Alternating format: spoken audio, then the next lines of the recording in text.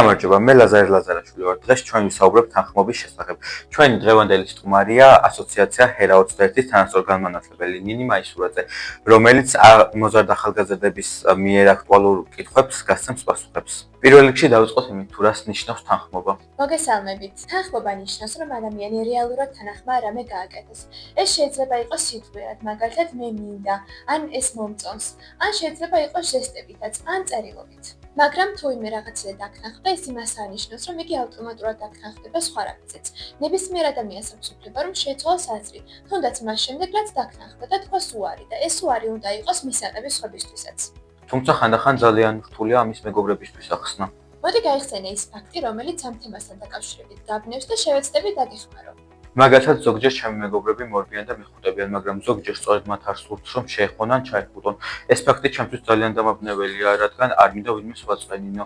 მე ვიცი, რომ ერთი ადამიანი მეორეს უნებართოდ არ უნდა შეეხოს.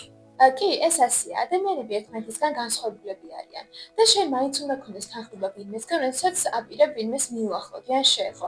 მე მაგალითად ყოველთვის ვეკითხები, ვის შევეხები და ვის მიუახლოვდები. კი, მაგრამ ხანდახან ისინი არ ამბობენ, რომ მათ არ სურთ შეხება. ადამიანი თუ არს არამობს ფიზიკურ კონტაქტზე, ეს იმას ანიშნავს, რომ იგი შეხებაზეც თანახმაა. თქვენ ორივე სიტყვიერ უნდა შეთანხმდეთ. მას შეუძლია თქვას უარი და ეს მისაღებია. მე სრული უფლება მაქვს უთხრა არა, როდესაც არ მინდა შემეხონ. ეს ჩემი გადასაწყვეტია.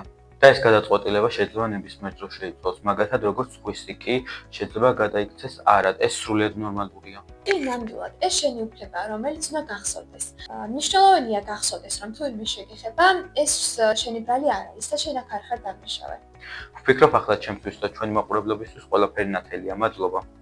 ძალიან მიხარია. იცით, შენ შეგიძლია მეტი გაიგო ამ თემაზე ასოციაცია HERA-21-ისგან. მე სწორედ გადაგზადება მაქვს გავლილი და სწორედ ამიტომ ვიცი ამ თემაზე ეს ინფორმაცია. დამატებითი კითხვებისთვის მიმართეთ ასოციაცია HERA-21-ის ხელხასს.